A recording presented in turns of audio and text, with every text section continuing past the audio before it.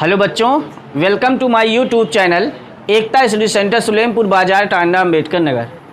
बच्चों, आज हम लोग फिजिक्स में सीखेंगे विलगित गोलीय चालक की धारिता क्या होती है ना। Capacitance of a conductor of isolated spherical conductor, है ना। मतलब ये कह सकते हैं विलगित गोलीय चालक की क्या धारिता, capacitance of isolated spherical conductor, capacitance of isolated spherical conductor. मतलब विलगित शब्द का मतलब होता है बेटा अलग, एकदम अकेला, ठीक है। एक अकेले गोलीय चालक की धारिता क्या होती है, तो हम मान लेते हैं बेटा यहाँ कि माना एक विलगित गोलीय चालक है जिसको प्लस क्यू आवेश से आवेशित करते हैं। जैसे ही इसे प्लस क्यू आवेश देते हैं, चूंकि ये चालक है इसलिए समस्त आवेश इसके पृष्ठों पर एक समान रूप से फैल जाता है। क्यों ऐसा होता है? क्योंकि चालक है। क्या है? चालक है। समझ पा रहे हो ना। चालक होने के कारण, चालक में क्या पढ़ाया गया था? यही तो पढ़ाया गया था। अगर कंडक्टर है और उसे हम चार्ज करते हैं तो पूरा जो चार्ज होता है वो क्या करता है, वो पूरे सरफेस पे एक समान रूप से फैल जाता है। ये पूरा बताया गया था। और अगर अचालक है और उसे चार्ज करते हैं तब वो क्या होता है, तो सरफेस पर ही नहीं बल्कि उसके कण कण में, उसके पूरे वॉल्यूम में एक समान रूप से फैलता है। कब? जब वो जैसे कोई ठोस हो जिसमें वॉल्यूम बन सकता हो और उसे चार्ज करें तो उसका पूरा अंदर बाहर हर जगह आवेश होता है। लेकिन अगर गोली चालक है या कोश है कोई, है ना, या कोई चादर है, उसे हम आवेशित करते हैं तो उसका जो आवेश होता है वो एक समान रूप से उसके पृष्ठों पर फैल जाता है। तो यहाँ गोलीय चालक होने के नाते बेटा जब इसे हम चार्ज करते हैं तो इसका समस्त आवेश इसके पृष्ठों पर एक समान रूप से फैल जाता है। अब बताओ, जब इस गोलीय चालक के पृष्ठ पर एक समान रूप से हर जगह चार्ज बराबर होगा तो इसका हर बिंदु क्या कहलाएगा?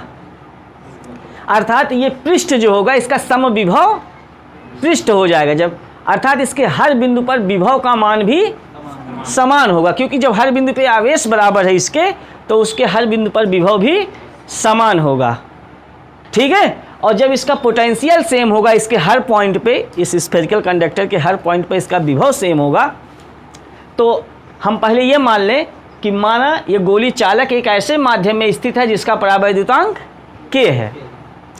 अब इसके पृष्ठ पे हर बिंदु पे विभव ज्ञात करने के लिए क्या करते हैं? विभव ज्ञात करने के लिए हम इसके पृष्ठ के समस्त आवेश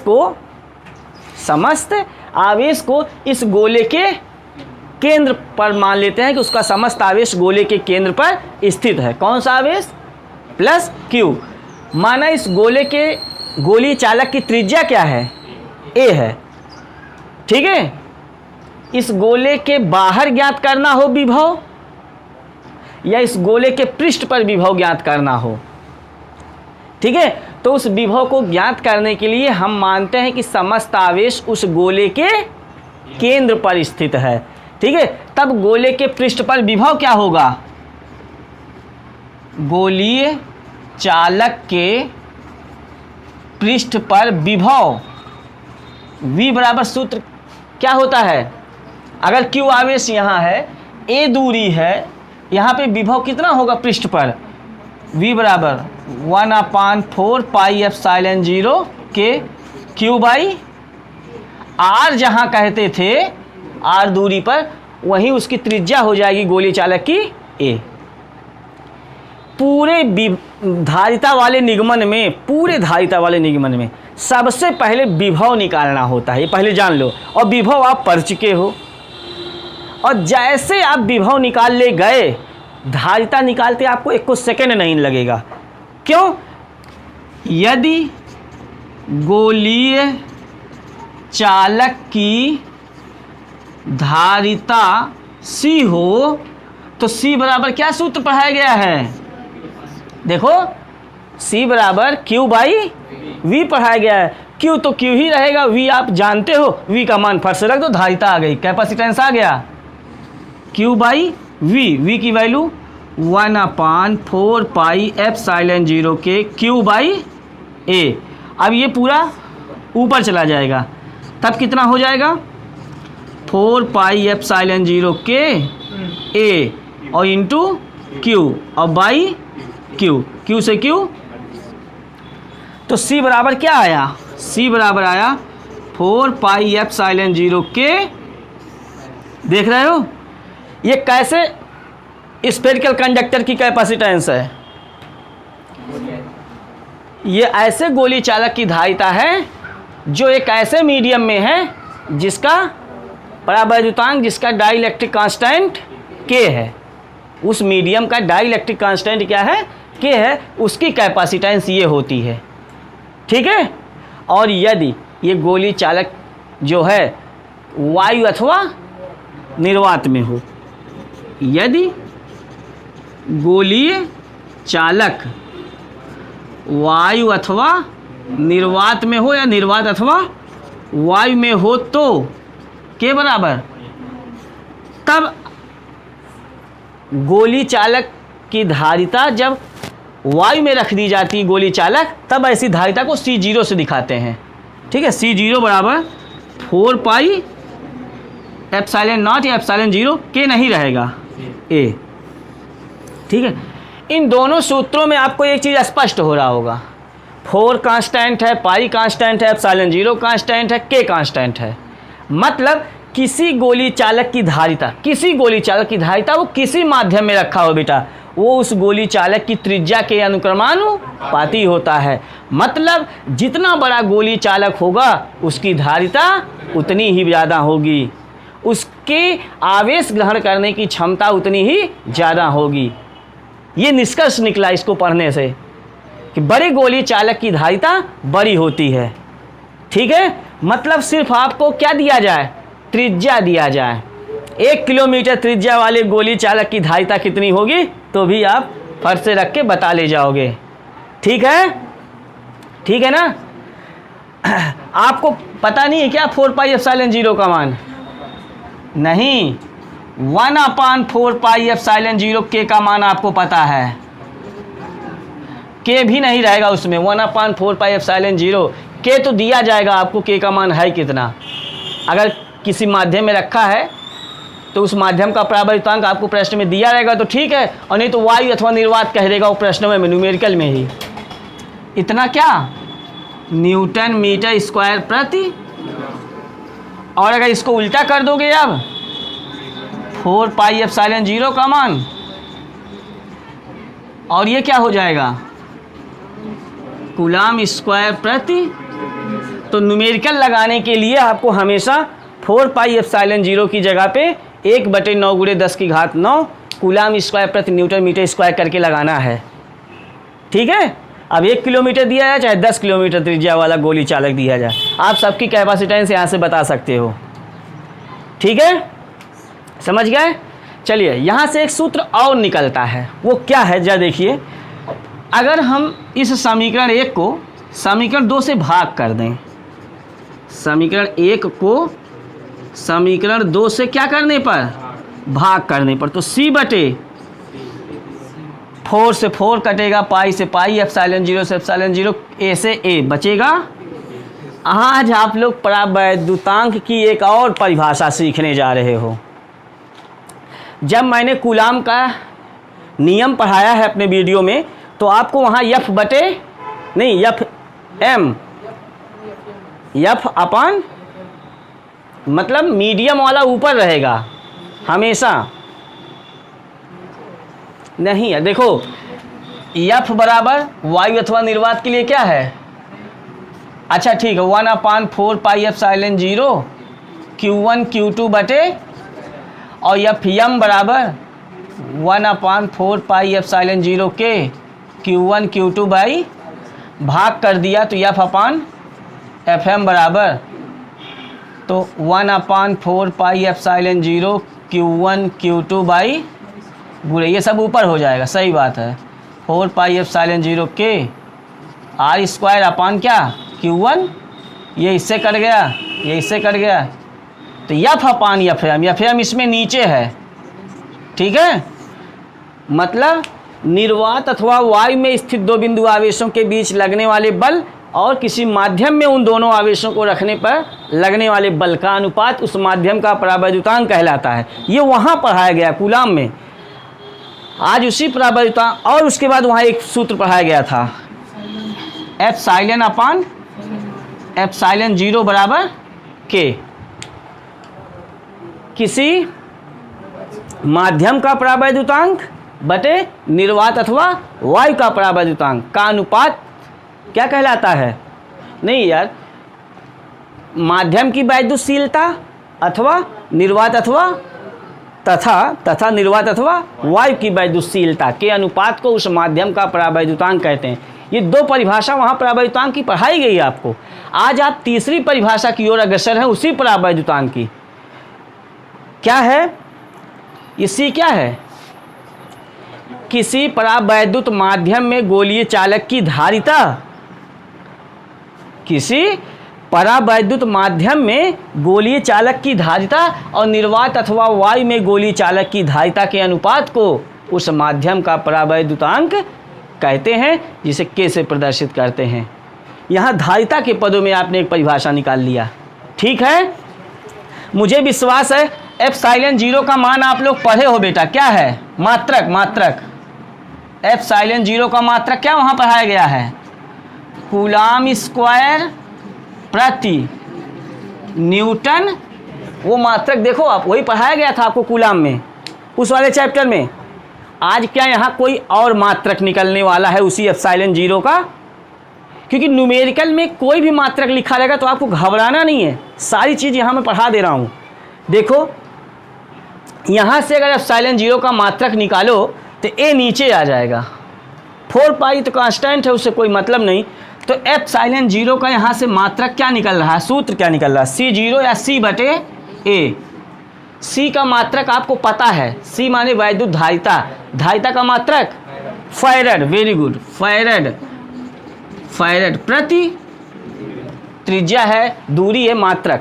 आपने देखा कि जहाँ आप वहाँ आप एक पढ़े थे मात्रक कूलाम स्क्वायर प्रति न्यूटन मीटर स्क्वायर, तो एप्सिलॉन 0 का मात्रक फैरड प्रति मीटर भी होता है। आपको कंफ्यूज नहीं होना है, बोर्ड परीक्षा में कोई भी विकल्प में आ जाए क्वेश्चन, ये मत सोचिएगा कि एप्सिलॉन 0 का मात्रक फैरड प्रति मीटर में होता ही नहीं, फैरड में, कि आप 2-3 मात्रक उसमें दे दिया जाए जो एक्को ना सही हो, तीनों विकल्प, और चौथे में फैरड लिख दिया जाए, फैरड प्रति मीटर, तो आप कंफ्यूज हो जाइए कि यार ये तो क्वेश्चन पढ़ाया ही नहीं गया है।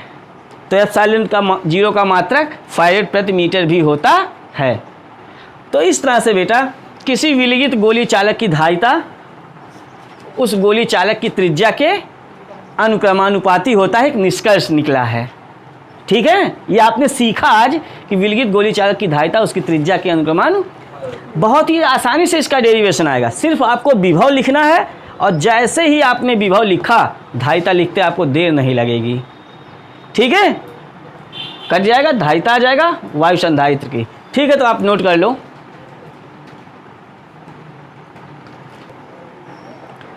तो आप लोगों ने बेटा इसके पहले आज सीख लिया किसी विलगित गोलीय चालक की धारिता क्या है। आज आप एक नई चीज़ फिर सीखने वाले हो। इसके बाद आवेशित चालक की स्थितिज ऊर्जा, potential energy of charge conductor. इसके पहले क्या क्या पढ़े हो?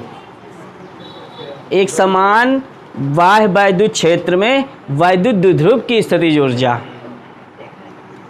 उसके पहले आवेशों के निकाय की स्थितिज ऊर्जा, और आज आप पढ़ने वाले हो चालक की स्थितिज ऊर्जा, आवेशित चालक की स्थितिज ऊर्जा। मतलब तीसरी स्थितिज ऊर्जा आप पढ़ने वाले हो, और आपको तीनों में डिफरेंस एकदम क्लियर होना चाहिए कि कौन सा, अगर मान लो स्थितिज ऊर्जा पे न्यूमेरिकल आता है तो कौन वाला है, उसमें कौन सा फार्मूला लगाएंगे, हर तरह से आपको पढ़ा दिया गया है। आज आप आवेशित चालक की स्थितिज ऊर्जा पढ़ोगे। ये क्या होता है जरा सुनिए सभी लोग। देखो बेटा, किसी चालक को आवेशित करने में कुछ कार्य करना पड़ता है, यह कार्य ही उस चालक की स्थितिज ऊर्जा के रूप में उस चालक में संचित हो जाता है, ठीक है। या सीधे तौर पे हम यूँ कह सकते हैं किसी चालक को आवेशित करने में किए गए संपूर्ण कार्य को ही उस चालक की स्थितिज ऊर्जा कहते हैं। समझ पाए? किसी चालक को आवेशित करने में किए गए संपूर्ण कार्य को ही उस चालक की स्थितिज ऊर्जा कहते हैं। उस चालक की बात कर रहे हैं हम, वैद्युत द्विध्रुव की बात नहीं कर रहे हैं, आवेशों के किसी निकाय की बात नहीं कर रहे हैं कि किसी आवेशों को अनंत से परस्पर समीप लाकर निकाय की रचना करने में जो कार्य करना पड़ता हो उस निकाय की स्थिर वैद्युत स्थिर ऊर्जा कहलाती, वो नहीं बता रहे हैं। आपको चालक की, कंडक्टर की स्थिति ऊर्जा पढ़ा रहे हैं। लिख ले जाओगे अलग अलग अगर आएगा तो। वैद्युत द्विध्रुव की स्थिति ऊर्जा क्या है? वैद्युत द्विध्रुव को अनंत से वैद्युत क्षेत्र में लाकर वैद्युत द्विध्रुव को घुमाने में जो कुल कार्य करना पड़ता है वही वैद्युत द्विध्रुव की। लेकिन वो सब नहीं लिखना है ना, वो सब नहीं लिखना है। हमें आज पढ़ना है आवेशित चालक की स्थितिज ऊर्जा, चालक कंडक्टर। तो हम सीधे उसमें कहेंगे किसी चालक को आवेशित करने में किए गए संपूर्ण कार्य को ही उस चालक की स्थितिज ऊर्जा कहते हैं, वैद्युत स्थितिज ऊर्जा कहते हैं। ठीक है, अब हम लोग सीखेंगे किसी चालक को आवेशित करते कैसे हैं। एक बात बताओ बेटा, समझने की कोशिश करना, मैं समझा दूंगा अगर आपके पास दिमाग है और आप समझना चाहते हो, आप उत्सुक हो चालक की स्थितिज ऊर्जा समझने के लिए।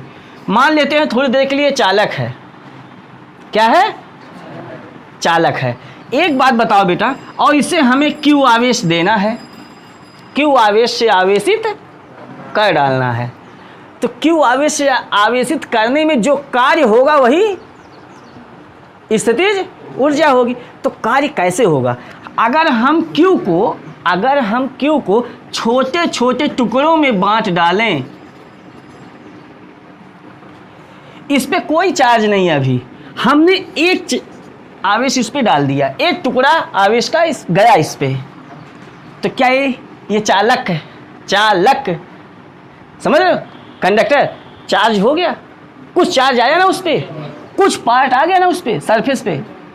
अब क्योंकि प्लस क्यू है तो उसको छोटे छोटे टुकड़ों में बांटे हैं, तो एक भाग इस पे आ गया। जैसे ही हम इसके दूसरे पार्ट को इस पे देंगे तो क्या ये लेगा? अरे यार, एक पार्ट है इस पे पहले से प्लस Q1, और जब हम प्लस Q2 इसको देने लगेंगे तो क्या वो लेगा? वो उसको धकेलेगा, प्रतिकर्षित करेगा। फिर भी हम उसको देंगे तो हमें पहले वाले आवेश के कारण जो प्रतिकर्षण बल लग रहा है उसके विरुद्ध छोटा सा कार्य मिल गया। ऐसे हम तीसरे पार्ट को देंगे, फिर कुछ कार्य आ जाएगा, चौथे पार्ट को देंगे, पांचवें पार्ट को देंगे, सारे चार्ज को उस चालक को दे देंगे। तो जो छोटा छोटा कार्य हुआ है उन सबको अगर जोड़ दें तो जो संपूर्ण कार्य आएगा वही इस चालक की वैद्युत स्थितिज ऊर्जा हो जाएगी। लेकिन अब हम इसी चीज़ को निगमन में कैसे लाएं? मान लेते हैं बेटा, किसी चालक को जब हम क्यू आवेश देते हैं तो उसको छोटे छोटे भाग में विभाजित कर लेते हैं। जब हम उन छोटे भागों में से आवेश का पहला भाग इस चालक को देते हैं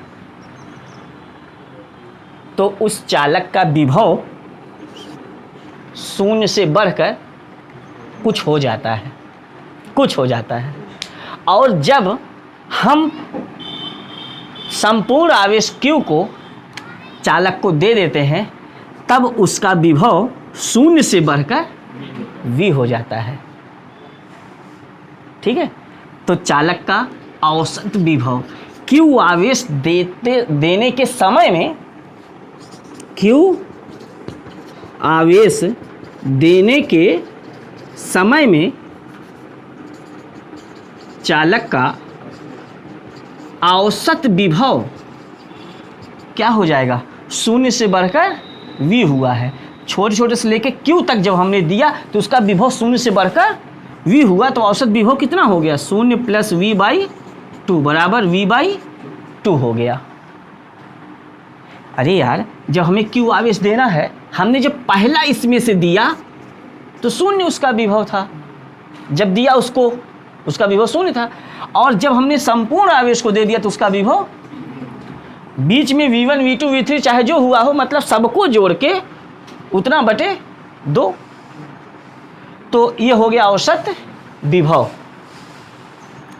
औसत के संदर्भ में आपको 0 से v तक ही दिखाना है, मतलब लिखते समय इसको इतना मानना है कि जब हमने आवेश का पहला भाग दिया तो उसका विभव 0 था, जब हमने आवेश का संपूर्ण भाग दे दिया तो उसका विभव 0 से बढ़कर v हो गया, तो औसत विभव डायरेक्ट ऐसे लिख देना है।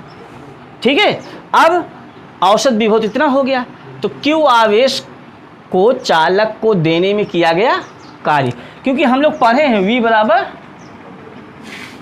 पढ़े q बाई नहीं w बाई क्या q पढ़े हैं ना, तो कार्य कितना हो जाएगा, v गुणे q हो जाएगा। क्लियर है ना। तो चालक को q आवेश देने में किया गया कुल क्या कार्य, W बराबर लिखोगे बेटा आप सीधे सीधे, Q मतलब आवेश, दिया गया आवेश, गुणे यहाँ जो विभव लिखना है उसको औसत विभव यहाँ लिखोगे, चालक के संदर्भ में यहाँ पे क्या लिखोगे, औसत विभव, और आवेश हो जाएगा औसत विभव। ठीक है, तो W बराबर क्या आया, हाफ QV। यही कार्य ही चालक की स्थितिज ऊर्जा के रूप में, यही कार्य ही चालक की बेटा, चालक की स्थितिज ऊर्जा के रूप में संचित हो जाता है। अतः U बराबर चालक की स्थितिज ऊर्जा को सभी की, चाहे निकाय की हो, वैद्युत ध्रुव की हो, चाहे चालक की हो, तो सूत्र क्या आया, हाफ QV। आपको याद कर लेना है, किसी चालक की स्थितिज ऊर्जा क्या होती है, हाफ Q। यदि चालक की धारिता C हो, यदि चालक की धारिता आ जाए, मतलब धारिता पढ़ रहे हैं ना हम लोग, कैपेसिटेंस C हो, तो Q बराबर CV। अभी हमने सूत्र कल पढ़ाया था, C बराबर क्या था, Q बराबर CV। तब चालक की स्थितिज ऊर्जा U बराबर, जब यहाँ CV लिखोगे, ये बहुत ही इम्पॉर्टेंट फार्मूला आपके सामने आया, हाफ CV² आता है बोर्ड परीक्षा में। किसी चालक की स्थितिज ऊर्जा U बराबर हाफ CV² का निगमन कीजिए, तो यहाँ तक तो आप ला भी लोगे और लास्ट में फिर चेंज भी करना पड़ेगा। तो ये है आवेश और विभव के पदों में, यह है धारिता और विभव के पदों में। और अब आवेश और विभव के पदों में क्या होगा, फिर यहाँ पे एक सूत्र और जानते हैं, परंतु V बराबर पढ़े हैं Q/C, ये भी जानते हैं, इसलिए यहाँ मान रख दो U बराबर हाफ C और V² की जगह पे तो 1C, तो U बराबर क्या आया, हाफ Q²/। तो न्यूमेरिकल में इन तीनों का काम है, चालक की स्थितिज ऊर्जा निकालने में इन तीनों फार्मूलों का आपको काम लेना है।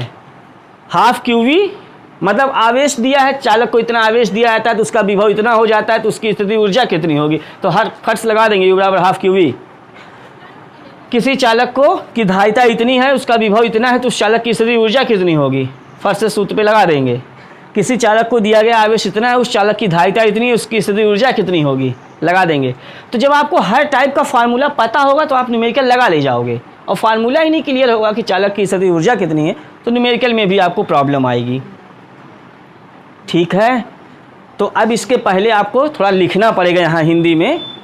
ठीक है, तो पहले चालक की स्थितिज ऊर्जा किसे कहते हैं, क्या है डिफिनीशन, किसी चालक को आवेशित करने में किए गए संपूर्ण कार्य को ही उस चालक की स्थितिज, ठीक है, आप लोग नोट कर लीजिए इतना।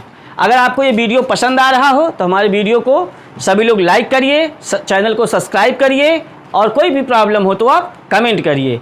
वीडियो को सभी लोग शेयर भी करिए, ठीक है। Very good, best of luck.